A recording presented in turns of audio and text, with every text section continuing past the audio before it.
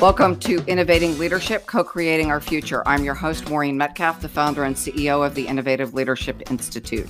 Today's interview is part of the WBEX interview series brought to you by WBEX, the World Business and Executive Coach Summit, part of coaching.com. WBEX is the world's leading learning platform for business and executive coaches. With me on today's show is one of the presenters from the WBEX Summit, Peter Kozodoy, author of Honest to Greatness.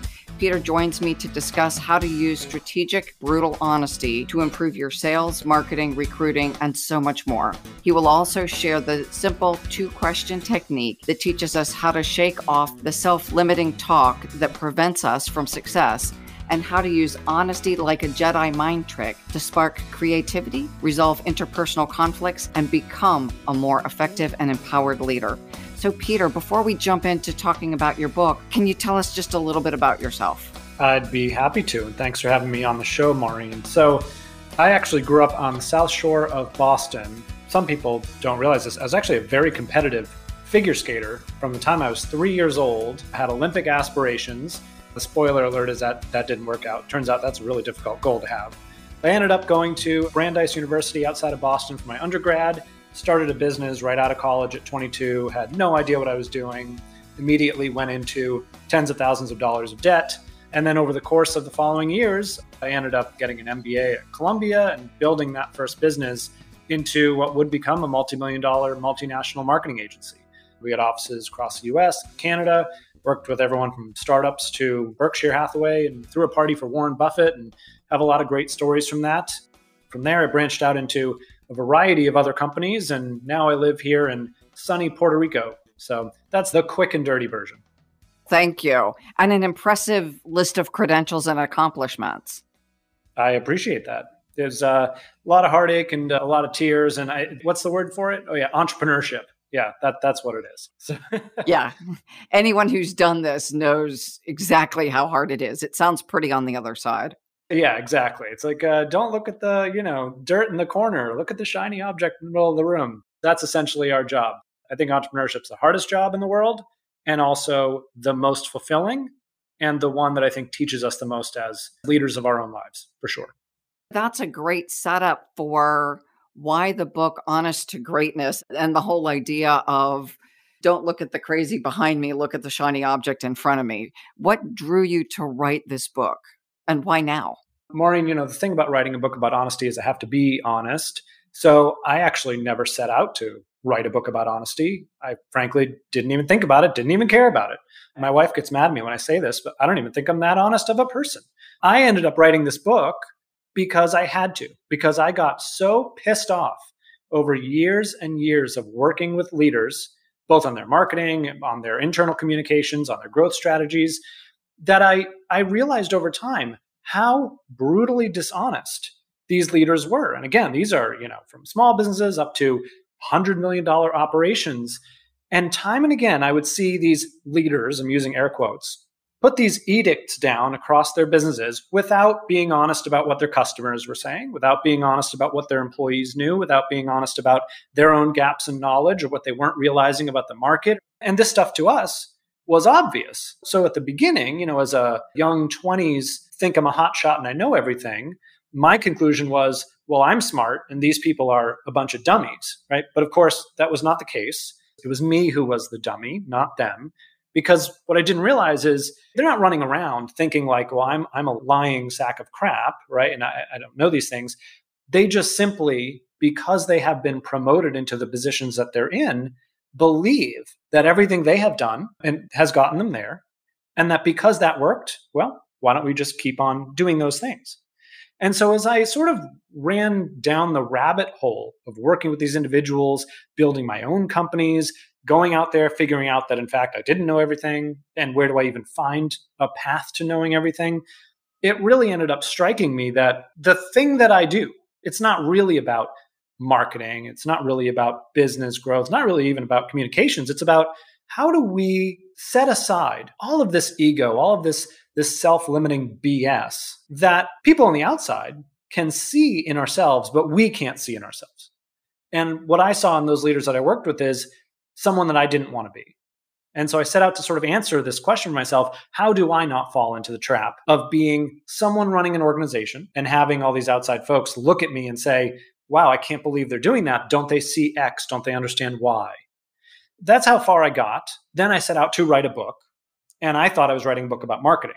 So I can't take credit for this. It was actually my literary agent that, as he was signing me, was like, hey, Peter, I just want to float this past you. It's not really a book about marketing. It's a book about honesty. And I said to him, well, clearly you didn't read any of the pitch then, because I didn't use the word honesty at all. It has nothing to do with that, right? But of course, again, I was wrong. I went back through it and I sort of had that aha moment that this really is about honesty, and not in the ways that we usually think about, just tell the truth.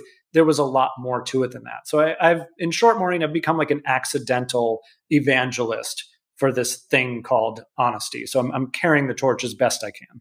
One of the things that strikes me, because most of my clients are leaders, most of them believe they're honest.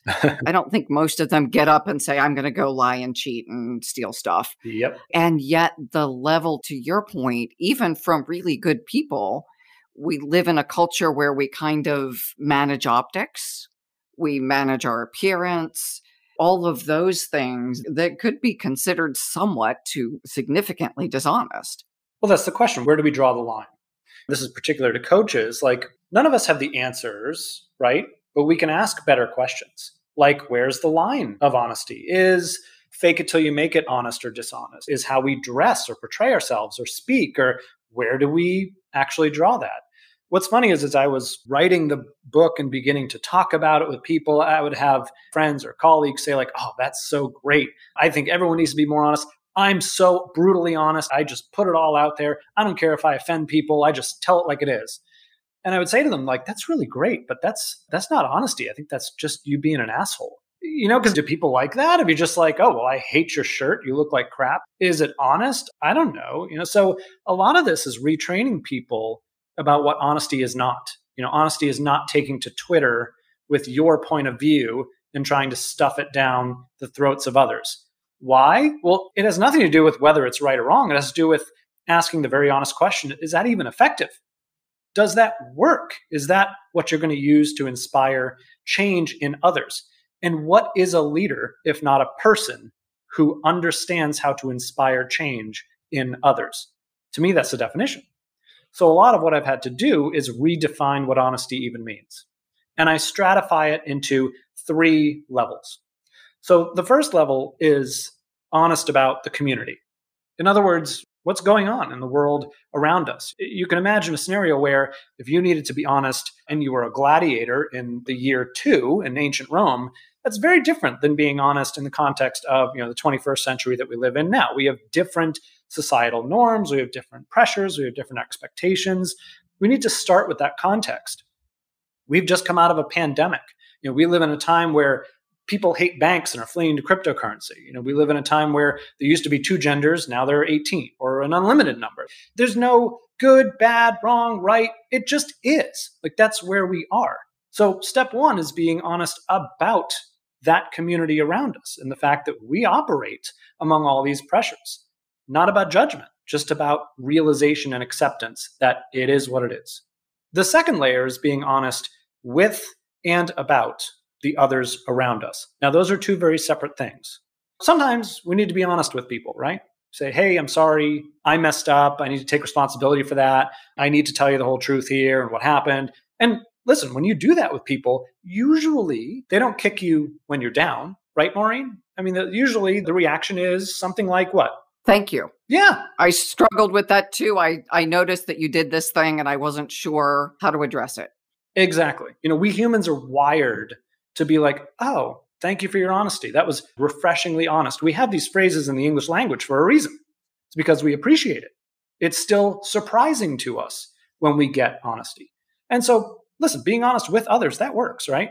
But for anyone out there who has kids, we also need to be honest about others. And I bring up kids because, I'm not sure if you think it's a good idea to just blurt out every thought and feeling that you have to your kids all the time, no matter what. Probably not a good idea.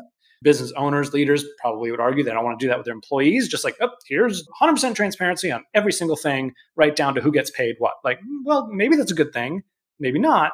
We have to be honest about others. And what I mean by that is about their ego, their biases, their self-limiting beliefs, their capacity for understanding. Now, that's a judgment call, where some might think honesty is truth versus not.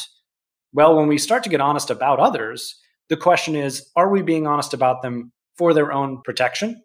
Do we really have their best interests at heart?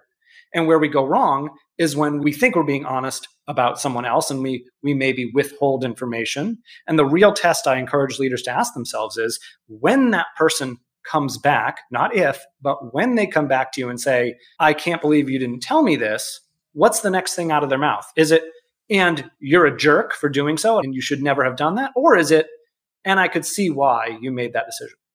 And if it's the latter, then I would argue that honesty prevails, right? It's a perfectly honest assessment you made. And if it's a former and they're going to be upset about it, maybe reconsider that you haven't been as honest about their capacity and ability to absorb that information as you thought. We've all seen that movie, right? Where there was a big secret and the person found out too late.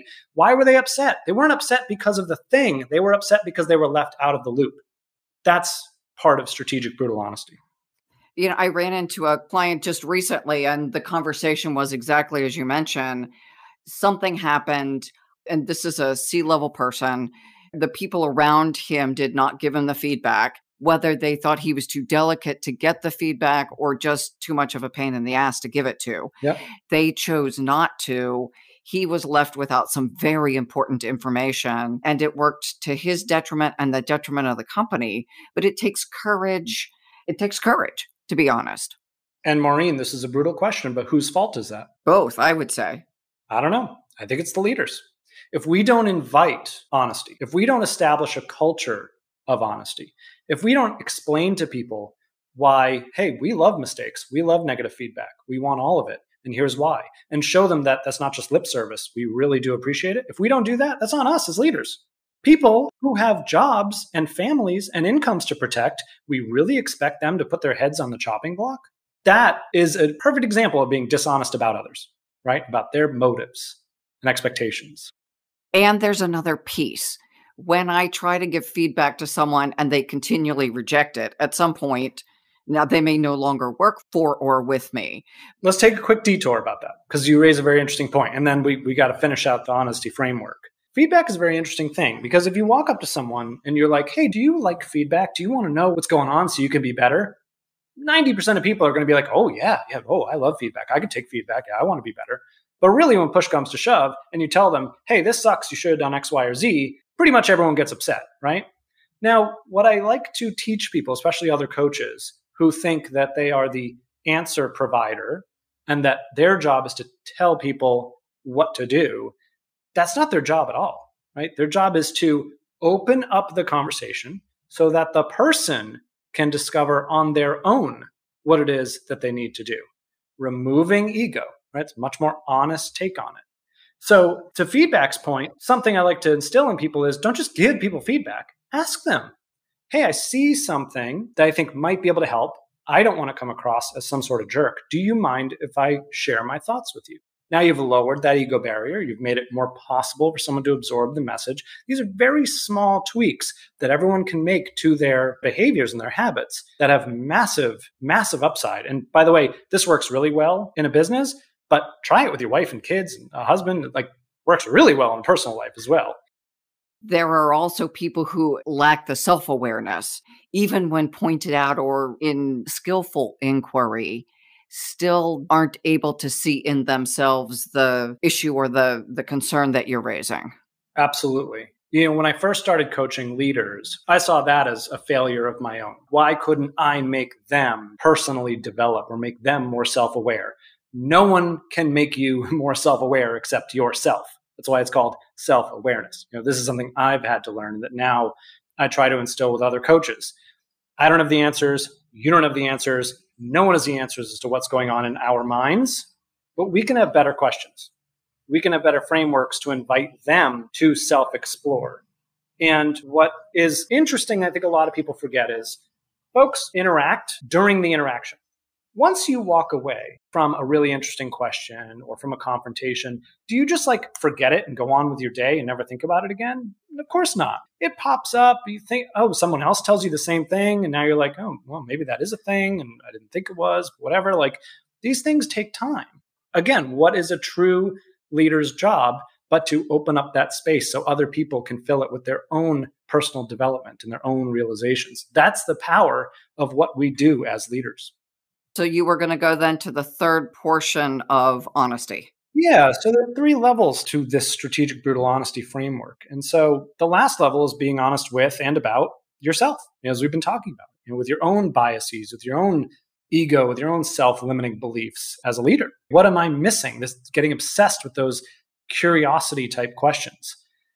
What I found, which was really interesting, Maureen, is that people and organizations, happens at both levels, who can move through all 3 levels. Get honest about the community, get honest with and about others, get honest with and about the self. What happens is, in that moment, they're essentially changed. If you think about it, honest Maureen is different than dishonest Maureen. Honest Maureen has different hopes, fears, dreams, aspirations, challenges, opportunities. And as you change yourself, you naturally change the others around you. You realize maybe a friend or a family member isn't so good for me. Maybe they're toxic. Maybe I shouldn't be associating with them. You realize that other folks that you haven't been connecting with enough can probably help you, and you bring them closer. I mean, I've seen organizations go through this and make massive changes to the people who work with them. And every person they take out of the culture who wasn't a cultural fit, it's like a eureka moment. It's like, wow, I can't believe we put up with that for so long. And yet, I don't know, that person was on the payroll for 10 years. I've seen this so many times. And as you update the people in your life, I mean, that sounds so brutal, but how do we move through life if not for the people around us? As you go through that exercise and you surround yourself with what you honestly need to be a better person, better leader, that's when I've found that leaders and organizations can ultimately change the community around them. They move faster. They make more money. They have a greater impact. All of these things just cascade, all tying back to that one realization, which is there is some amount of BS going on in my life that I'm not being honest about. And how can I start picking those things apart and really diving into who I really am, what I really want, and what it's really going to take to get there. I love the framework. How do you deal with, I'll give an example. I was working with someone and he basically said, I'm successful as I am. I really don't want to do much changing. One could say his lack of honesty allowed him to get to a very senior role and 7-figure comp. And, why am I going to change? It happens. And I would agree with him. Why should he? Now, he ultimately got fired after that, so he should have. But should he have? This word should is very interesting to me. I think we get tied up a lot in, I should be better, I should be wealthier, I should change, Should you? Until there's a reason, either internal or external. Then what? He learned a very, very valuable lesson. It is not lost on him that he had a conversation with you at one point where you may have said something like, hey, do you wonder if what got you here might not get you to your next place? He didn't forget that. He just had to see it for himself. That's a part of who that person is. Now, after this big external event, then perhaps he'll be more open to it. And I actually call that a car crash. What I mean by that is, this is part of being honest about people and how and why they change. When you think about people who upend their entire lives, usually you think of people who have had some enormous external thing happen, like they've been diagnosed with stage 4 cancer and they're going to die soon, or they get into a horrible accident. Some big thing happens and it shakes their whole foundation. I mean, COVID was a car crash for many people. It just shook the way they looked at life, the way they looked at their patterns and their habits and how they spend their time. And that was a big shaking moment where a lot of people adjusted how they think about themselves, how they think about their families and their work environment and so on and so forth. So the question is, can we expect people without that sort of seismic shift to just wake up one morning and say, everything I'm doing and everything I am, I think it sucks. Maybe I should just, change who I am right now. That's not typically how it works. The question is, for coaches and for leaders of leaders, is how can we engineer car crashes? How can we create these moments in our businesses? In one instance, I've been working with a guy for a few years. He's a wonderful entrepreneur, and I helped him grow from $500,000 to over $3 million in revenue. Small business, but still doing great. And one day he called me and was like, I'm sick of it. I'm just going to fire all my employees. And I was like, okay, can I ask you about that? Again, part of being honesty and lowering that barrier. Can I ask you about that? Asking permission. He said, yes, of course you can. I said, all right, well, why do you want to fire them? He said, because Peter, you and I have been working together for so long. I'm a totally different person. I'm not that old person anymore. And I know what I'm doing now and I know how to lead. But all my employees, they're like the same they were 4 years ago. They haven't evolved and I can't take it anymple. And I said, well, that's interesting. I said, how many hours do you think we've spent together, improving you? And he said, I don't know. I mean, a couple hours a month for years. I said, that's interesting. How many hours have you allowed your employees to spend improving themselves? That's the question, right? And the answer was none. Mm-hmm. So how could he expect them to have come along on his journey if he didn't share that journey?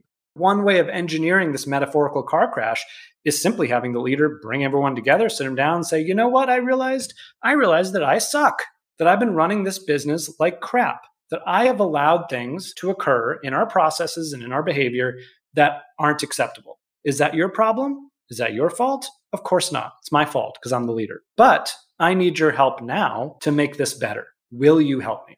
That's a message you don't get every day from a leader, right?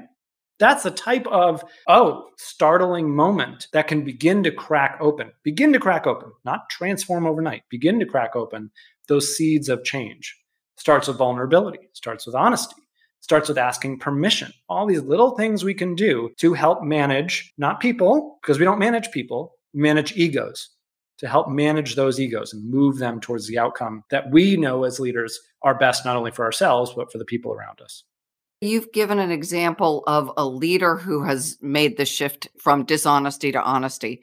What do you do if you're an employee or even an executive, but not the person in charge or the most senior person in charge, and the organization is permeated by politics and the dishonesty that we often see in organizations? This is one that I saw a lot. And by the way, these are the things they don't tell you in business school. They tell you how to manipulate spreadsheets and identify markets and all this stuff. They don't tell you that a lot of times you find people in leadership positions that can't lead their way out of a paper bag. No one tells you that, right? But we're all smiling and laughing about it because this is what happens.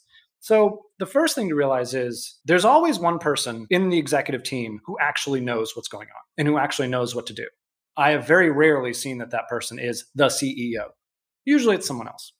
And usually when I come into an organization like that, that person is at odds with the CEO and therefore has politically misaligned themselves and basically kicked themselves out of any potential source of power, right? This is very interesting stuff because to think we are anything but political beings is supremely ignorant. We are politicians at work. We are politicians at home. We're always selling all the time, right? I have to sell my wife on where I want to go for dinner tonight because why not? And if I treat it that way, by the way, I can do it with a lot of respect and empathy and hope to get what I want and also do it in a way that I don't say something stupid like we're going here and I don't care what you think, which we know doesn't work. That brings up an interesting question, which is if every organization is political, what can we possibly do? And the answer to that is really in this idea of where does power come from? Now, most people stop at the idea of formal power. And what I mean by that is if you are the chief executive officer, you have this formal power. You've been given the baton and everyone respects you because you have the title. But we've all seen organizations where other people in the leadership team have plenty of power. We've seen situations where other people on the leadership team have even more power and influence. And this doesn't happen by doing things like stuffing your ideas down the throats of all your colleagues, always being the person to raise their hand in every board meeting and saying, this doesn't make sense. You guys are all stupid and I know better. And of course, I'm paraphrasing and it sounds silly, but those kinds of reactions and conversations, they happen. I was brought in to consult at this group once and the leader was like, I don't know what's wrong with everyone. I give them the floor to get their ideas, but nobody ever has ideas. I think they're all stupid or something. I was like, well, do you mind if I sit in on a meeting, see if that's true? And, of course, he looked at me weird. They never like when I ask that, but he let me do it anyway, right? I think they're afraid of what I'll find. And sure enough, he asked this question. It's a great question. Person begins to talk about, the research they've done with customers, and here's why they think they should move this direction. And you could just see the leader was sitting in the corner, his face would screw up and he'd be like, making all these facial gestures and grunts. And so, the person eventually sort of got defeated and, was like, well, yeah, I don't know if it's a good idea or not, but that's what I have, and sat down. And so after the meeting, I said, I have some notes and observations about the meeting, but I don't know if they'd be useful to you. Do you want them? Again, asking permission. He said, no, of course. I mean, that's why I hired you, of course. So I said, okay, well, I think you'd make a lot more money if you just shut the hell up. Of course, he didn't like that very much. He was like, what do you mean? And I said, you have a group of people that you pay money to. They actually seem to know what they're doing. Why are you getting in their way? Now, it turned out this was actually someone who had very little control over his own life. He had a very sick child. He had a marriage that was falling apart. He had all kinds of things going on. It had nothing to do with the business. The business is where he came to exert control. Now, imagine a coaching situation where you've been brought into a situation like this, and you're fixing the business problem. It has nothing to do with business. In fact, I like to remind people that 99% of business problems are personal problems in disguise. And if we can't figure out what's really going on behind the leader, behind the individual, behind their behavior and their assumptions and their actions, then we're never going to get to the root of the problem. And this was a great win. I mean, he actually came to his staff and did exactly as I described earlier, said, I've realized this about myself. I'm sorry for the way I've been acting. I owe you all much more time and credence and respect, and I hope you hold me accountable to this.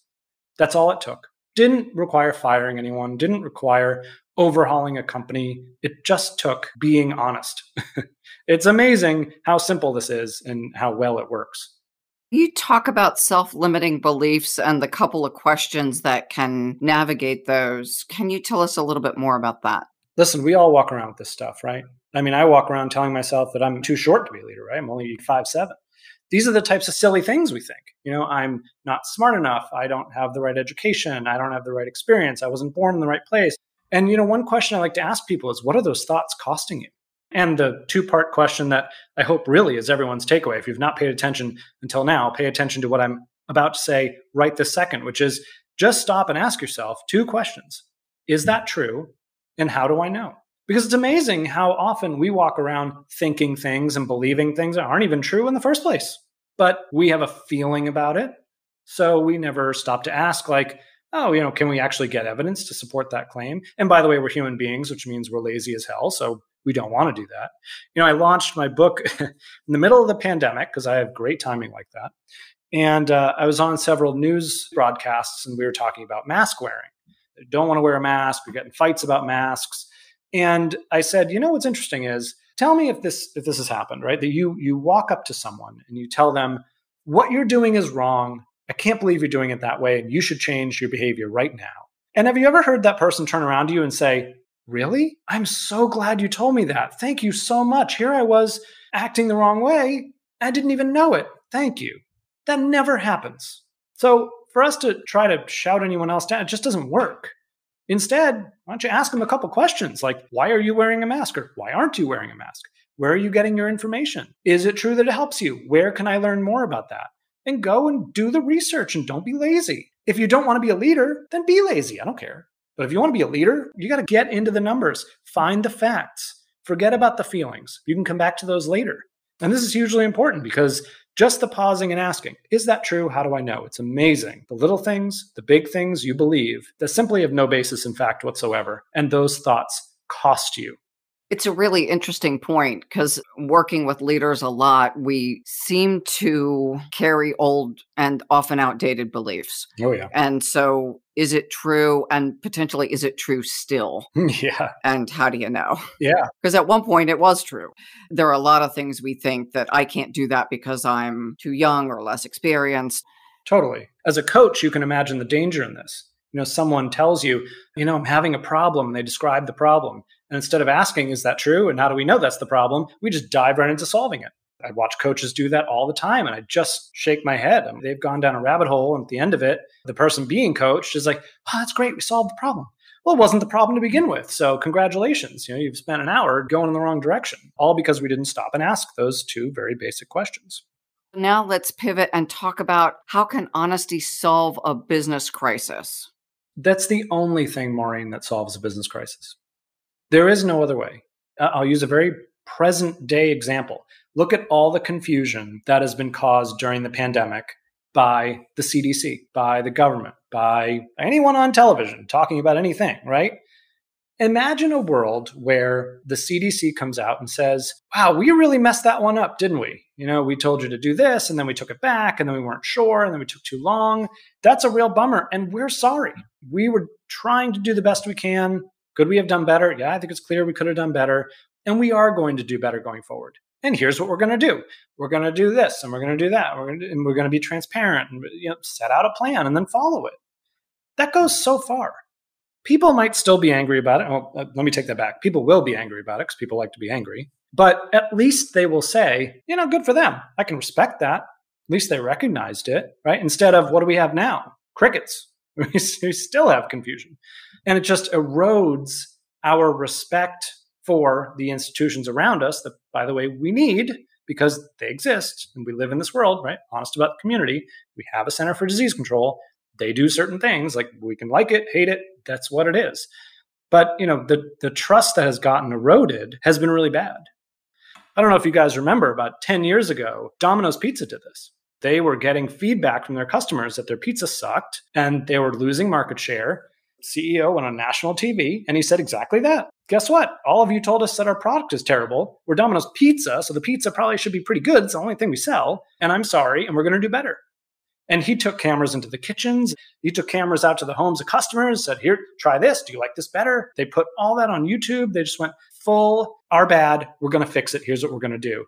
If you had recognized that, like if you saw this CEO on TV bashing his own product and gone and bought that stock, which sounds crazy because why would you do that? The CEO is bashing his own product. You would have had a 3,000% return over the next 10 years. 3,000%. It would have made you a multi-millionaire off of pizza. It's that simple, that powerful. And we need more of it, frankly, especially right now. Especially right now. So can you use strategic honesty then, or I'm going to say how can you, because I'm sure the answer is yes, to become a better leader? With all of the things we've talked about and the simple acknowledgement that we have these phrases in the English language, like honesty is the best policy, that were taught from the time we're 2 years old. We sort of know it, but we don't know it. Like if I were to tell you, no matter who you are out there, are a no good, dirty liar, you lie to yourself and others all day long. If you are self-aware enough to ask yourself, how, wow, does a whole world of potential and possibility open to you? A whole world of improving relations with not only your business and your colleagues, but your spouse and your children and your parents and all of these other relationships that are gridlocked between two egos, theirs and yours. And as we've covered, we can't change other people, but we can change ourselves. And if we're simply able to ask ourselves all the questions we've talked about, it's amazing how much and how fast we can change. And what is super interesting is people around you notice. That's one thing. I've actually gotten a chance. I had a chance to work for years with a business owner. And finally, I'm getting more involved in their business and I've gotten a chance to work with his wife, who's one of the employees. She said to me at the end of one call, I just want to tell you, my husband has changed so drastically since working with you. And I want to thank you for that. She says, I don't know if it's helped the business or not. Frankly, I don't care. But it's helped our relationship so much. Of course, it helped the business too. But that's why I coach. Like that's what makes this rewarding. And I didn't do that by telling him what to do or why he should or shouldn't be something. I just did it by asking him all the questions that we came here tonight. He already had the answers. He just needed permission to change. You, at the start of the show, talked about the person who says, I'm honest, I'm just going to tell you what I think, versus more strategic honesty. And yet that's pretty nuanced for some people. It is. But so is being a leader, Maureen. Isn't that an exercise in nuance, right? It is. And I think it's indispensable. And it's funny you say that because I find that honesty and self-awareness are very related in the sense that if someone tells you they're self-aware, that is the first sign that they are not self-aware at all, right? And the same thing with honesty. Like if I have to tell you that I'm an honest person, it's probably a sign that I'm not very honest at all because it doesn't work like that. The phrase that starts to be honest. Yeah, right. Yes. So, there are levels to self-awareness. There are levels to honesty. And the highest level to me is the person that knows that they don't know a lot, doubts that they even know what they know, and so is content to just sit back and learn. And that really comes from a place of curiosity. And someone who's curious doesn't tell you they're self-aware and honest. Someone who's curious is too busy asking you questions because they're curious and want to learn. That's the difference. Versus the person who has to tell you their point of view. Yeah, exactly. Which is all, oh, I'm self-aware, I'm honest. Now let me tell you my point of view, which I didn't ask for. This happens all the time. And what's interesting is I want everyone listening to just watch for what Maureen and I just talked about in your interactions. Go to a party or a work event, just watch conversations and how they're going. And watch for people who just like to hear themselves talk. They're talking to themselves. They're not talking to the person that they're talking to. Having a conversation with themselves. That's just observing that behavior and then reflecting and asking yourself, like, do I do that? All right, maybe let's monitor some of my own conversations. Build that self-awareness, that self-honesty. I've watched two people have a conversation, but they're both having conversations with themselves. If I ask them afterwards, like, do you know what that person said? They'd probably be like, I don't know. It's too bad. I was in a board meeting this morning and I saw probably one of the most effective groups of people, and none of us had spent more than an hour together. So it wasn't like we were close friends. And almost every statement was a build on something somebody else said. Oh, yeah. So to build on what Peter said, it is helpful for people to stop speaking to themselves and truly listen and engage and be honest, because there was some differing point of view, but it was done with a level of grace and kindness that allowed people to hear the differences more than the bashing. Totally. And you do that well, Maureen. I heard you earlier say yes and.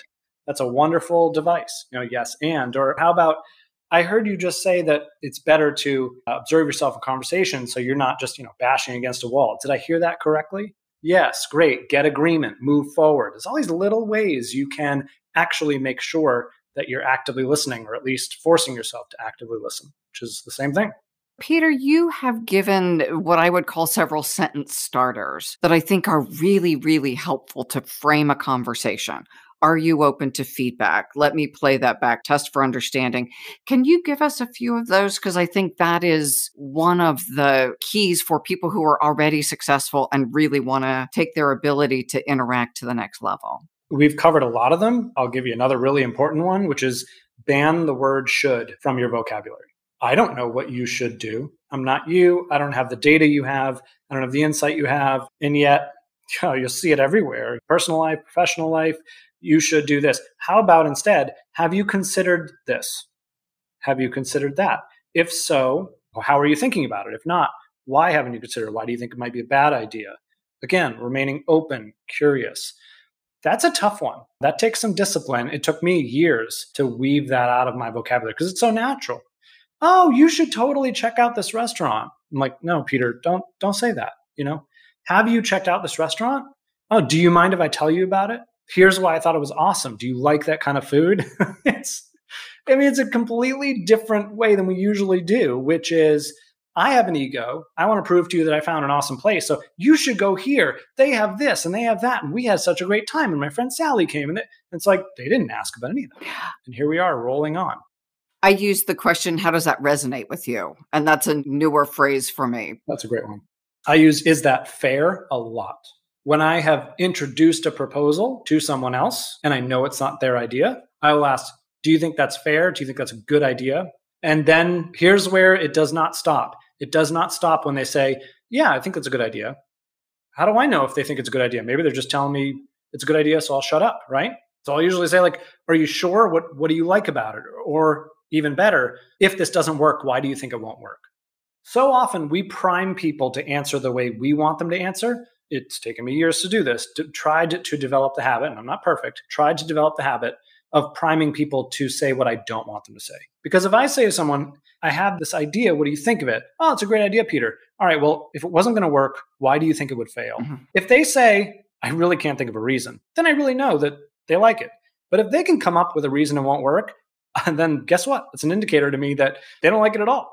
It's not their responsibility to be honest with me. It's my responsibility to invite honesty from them.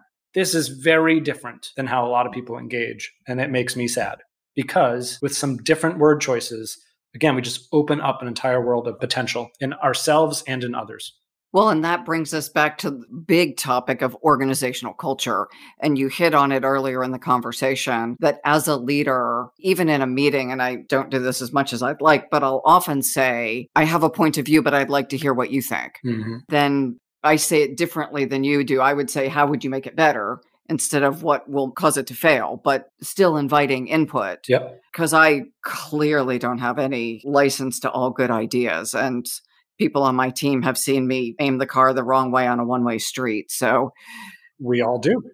How else do you change culture? Because some people do this brilliantly and others aren't so good. Cultural change happens to be one of my favorite projects to work on with clients.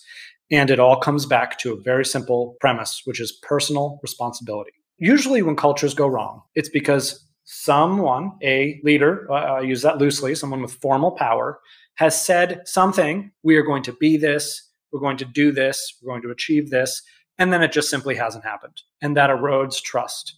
And if that person doesn't have the personal responsibility to themselves and to us, then why should I, as an employee in the organization, right? We are a herd. We humans like to flock together. There's something called herd mentality, and it works both ways. It works really well with good culture, and it works really well in bad culture, just the opposite way. Something about culture, for me, is empowering everyone to take personal responsibility. And what that means is it's not your fault or your problem if the culture is not being fulfilled. It's my problem, no matter where I am in the organization. Because if everyone just simply is willing to do what they say they're going to do, complete the tasks they promise, abide by the cultural code, it's so amazing to me when people talk about change management in terms of time. Well, it takes so long. It doesn't take more than 1 millisecond for Maureen to decide that she is going to be different, act different, think different. Maureen, true or false? You are in 100% control of how you be, do, and act. I would say it depends. On one level, absolutely. Living in a house with someone else, I share control with my spouse on what happens. Sure, but that's the result. I'm talking about your thought process. No one else controls that but you, right? So if you sit 20,000 people in a room and you say, we are going to decide to do X, everyone can take personal responsibility and decide on a dime if that's how they're going to behave. That's possible. Now, what takes time is convincing them that when I say we're going to do what we're going to do, it's not like the last person who said that they were going to do what they were going to do but didn't. The scarring is what takes time. The proving to people is what takes time. And so when I come in to do cultural change work, I will literally point to that. And so there's a difference, right, between like being honest and pointing to it. And so I'll say every good leader worth anything will come in here and say, I know things have been run like this. This time's going to be different. But I point to the honest and I say, I'm going to be honest with you and tell you, you shouldn't believe a word of that. Because how do you know? I haven't proved it to you yet. Well, what I will ask you to do is just pretend that this time really will be different. If that is actually going to be the case, how would you act? How would you behave? What would you think? How would you participate? And I want you to do me a favor and do that for 4 weeks. And if at the end of those 4 weeks, you've done all that, but I have not kept up my end of the bargain, then kick me out. Then go on vacation, then quit, do whatever. That's the responsibility I'm giving you. And that's our contract that I've now created that we can hold each other accountable. It is interesting, though, how often well-intended people, and I've seen this too often in myself, where I'll commit to do something and I just fall off the wagon, not in an alcohol-related way, but I get busy, I forget to circle back with people. Every fiber of my being meant what I said when I said I'll do X. And, it's 10 or 11 at night. I'm still answering emails. I haven't gotten back to somebody, or I have gone around someone unintentionally just to get stuff done at whatever hour of the day, or I'm multitasking in a meeting, which I know I shouldn't do, but we all do, so I can get to somebody quickly, and I drop the ball. That chips away. How do you create a culture where Dan, who's sitting on our show right now, can say, hey, Maureen, you said you'd do this, and 6 times now you haven't done it? The question you asked is exactly the right question. How do we build that into the culture? I have all kinds of ways. We open up a suggestion box email address, or it's like, hey, report everything in. We have daily or weekly huddles where we ask people to crap on each other. Hey, Dan, what did you see that Maureen did that pissed you off? Key to that is not surprising people. It's having agreed on that. Hey, we don't want any feelings to fester here. I'm going to let you down. Maureen's going to let us down, whatever. When that happens, I want to be able to have a clearing of the air. Do we think as a group it's a good idea if we come together once a week and we ask this silly question, who's pissed off at who? Do you see the value in that? Get buy-in, bring it into the cultural code and into the process. Maureen, as painful as that is, so much more painful if we let that stuff just run amok and feelings fester and then people start running around each other, and that doesn't work.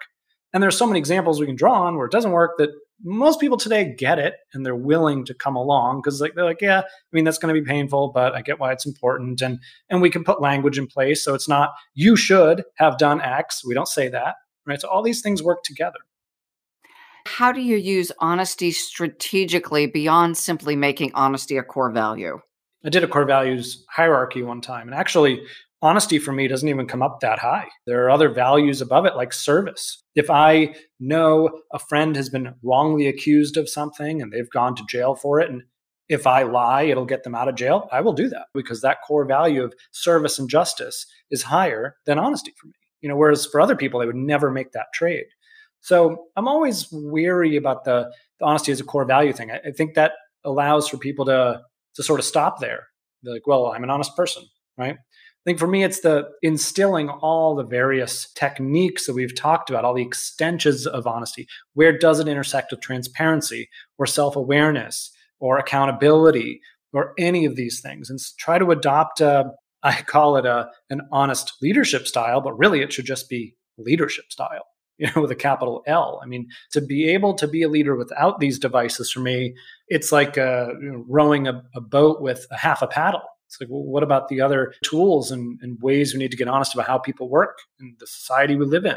I'm imagining a circle with spikes coming out, not like a dog collar spikes, but lines coming out. Honesty in the middle. Each feeder to that would be empathy, self-awareness, social awareness, judgment. That all of those influence how honesty shows up for me at this moment. So to your point, you would be dishonest if your core value is service above, quote, truth, which for many people would be interpreted differently by 10 different people if you've got 10 people in a room. You really hit the nail on the head, Maureen, because how to really implement this stuff is about buy-in. It's about what does the culture say we do? If the culture doesn't say that we can get in a room and ask each other to expand on things that have happened that we think could be better, like if we don't open up that dialogue in our code of conduct, then we're just surprising people and pissing them off. We may think it's honest, but it's not helpful. So, a lot of this is how do we set structures in place to make sure we're using this smartly and effectively? That's exactly the work that I do. And it doesn't take a big imagination to extend this. Think about, you have two coaches. One of them deeply understands that diagram you just diagrammed out, and the other is just solving whatever problems appear on their plate. You're going to have wildly different outcomes. Now imagine an organization of even, let's say, a small business of 50 people, all with these frameworks and mannerisms of speaking and allowances and opportunities to be transparent. Can you imagine how much farther that business will go versus one that just operates like, 99% of the companies on earth do? I mean, you're talking staggering returns. And this is what has made me most excited about talking about a thing, honesty, that I never thought I'd talk about, because I'm a capitalist. Like, I'm about the money, people. This has real profitable outcomes if you do this right. It's not about like, oh, let's be honest. Like, cool, you be honest, I be honest. I don't really care. I care about people making money, people dominating their markets. That's why I do what I do. And it is surprising to me, shocking to me, that the way to do that is through strategic brutal honesty, this thing that we learn at 2 years old. We use words like unwavering commitment to right action to point to this. I love it. And professional humility, willing to say, that was the direction I thought we should go. And oops, CDC, middle of a pandemic, don't have the information. You've got to say, the science has given us additional data and we have to change direction. Right. Understandable. You hope. More understandable than silence. Yeah. Because silence is the worst. Then people fill in their own truth. I love everyone who's like, well, I'm just living my truth. Well, good for you. That means you're completely disconnected from reality and what's going on in the world. There's no my truth and your truth. There is, let's try to agree and understand on what might be true in the middle. This is like the three sides of the story. Your story, my story. Those two things, by the way, are completely irrelevant. What actually happened is a third thing, independent of our memories and our feelings and all this other crap that gets in the way. we can be really good leaders by sleuthing out that middle ground. What's actually going on? What actually happened? Is it true? How do we know? All these frameworks. As you're talking about true, being held up at gunpoint years ago in a hair salon, the detective comes out, he shows us an array of pictures. The only thing all the witnesses agreed on was he was a white man and he had a gun.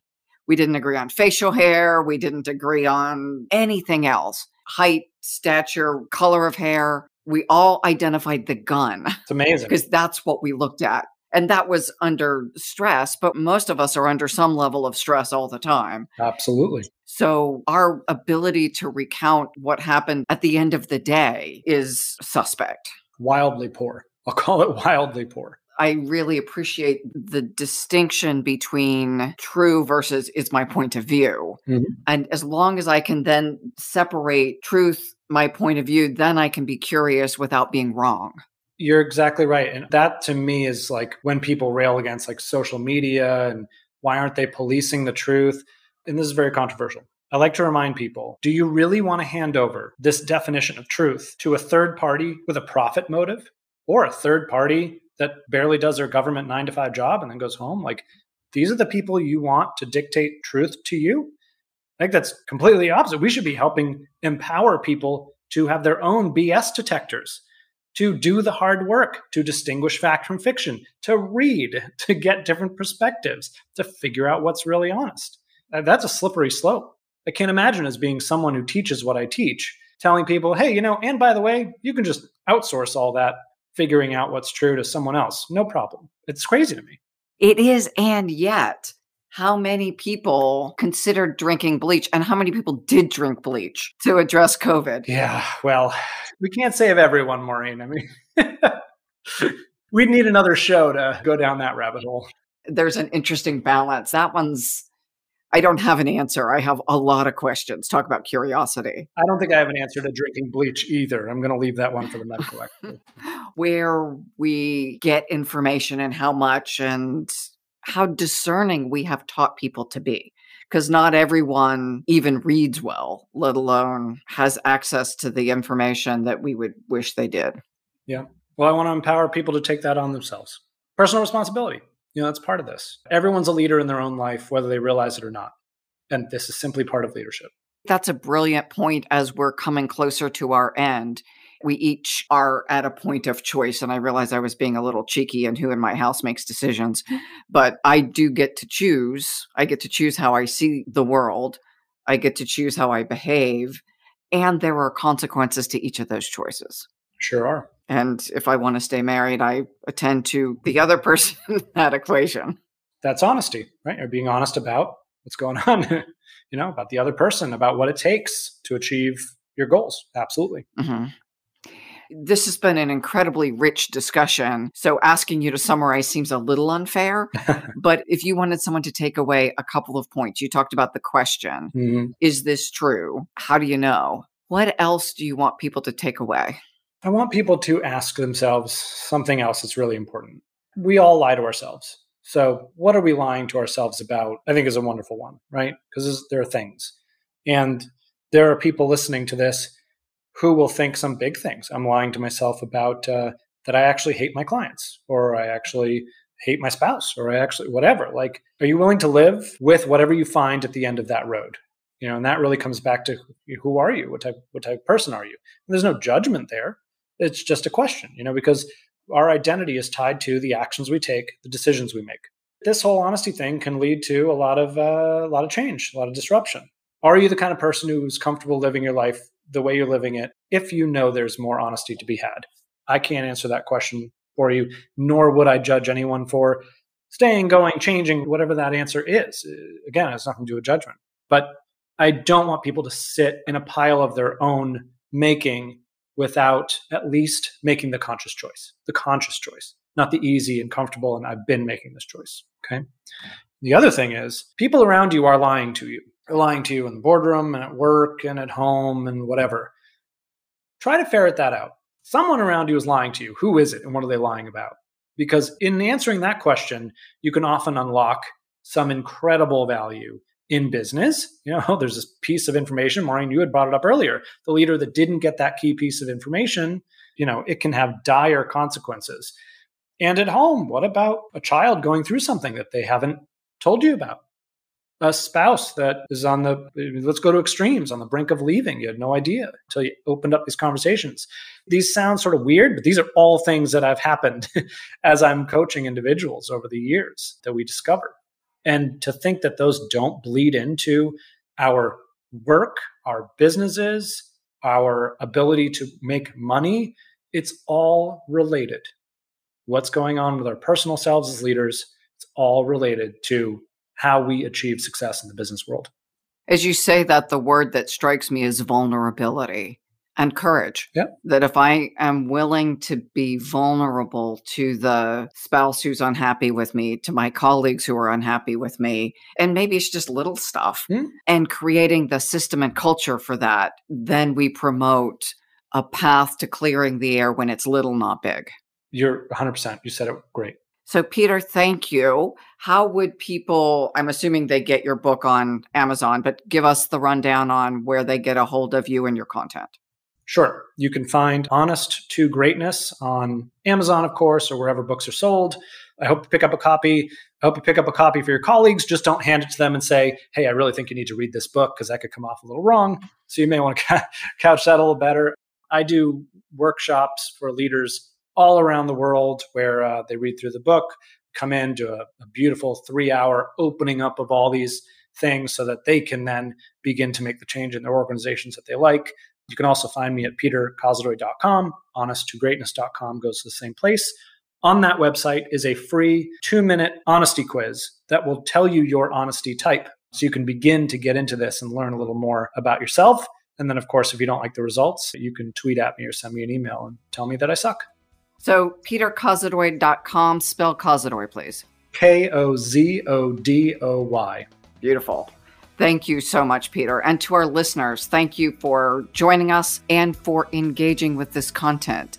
My hope is that you not only listen and go on and do the same thing you've always done, but that you put some of it in practice and find where you are being dishonest with yourself, your colleagues and others, and about your community, and put a couple of changes into practice. Thank you for listening. Like us, share the content, and please join us again. And thank you to WBEX as our sponsor. Thanks for being honest.